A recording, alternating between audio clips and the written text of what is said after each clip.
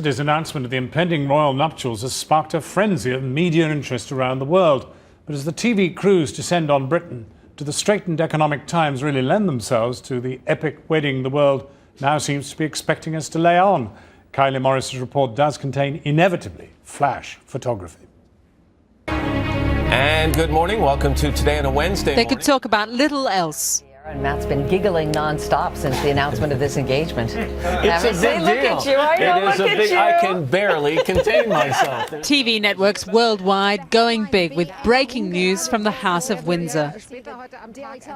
Overnight, the networks from Europe, Asia and the US parked up their satellite trucks along the Crescent in view of Buckingham Palace. Your royals are somewhat our royals. We, grew up, of course, many of us remember watching Princess Diana and Prince Charles get married in 1981. I was just a young girl, and I remember seeing that live. So I think there's this fascination, as always, with royalty. But in the U.S., because we don't have a monarchy, we look to you. Others were less focused on culture, more on the hard cash the event might bring Britain's way.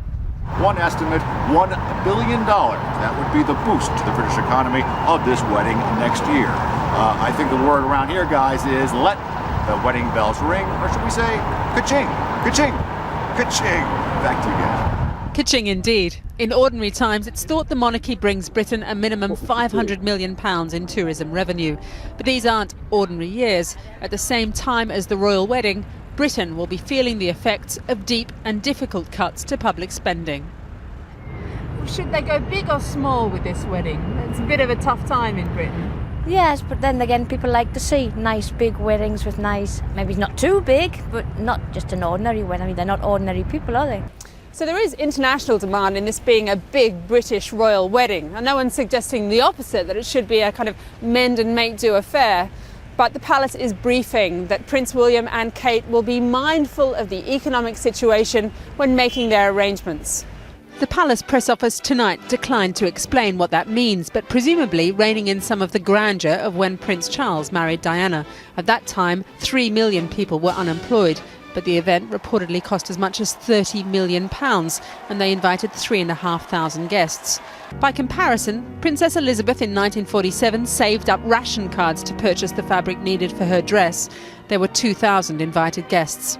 For the newly betrothed couple, the guesstimates are coming thick and fast. The actual cost, between 20 and 40 million, with a potential security bill in the tens of millions. Rumours of a £100,000 wedding dress.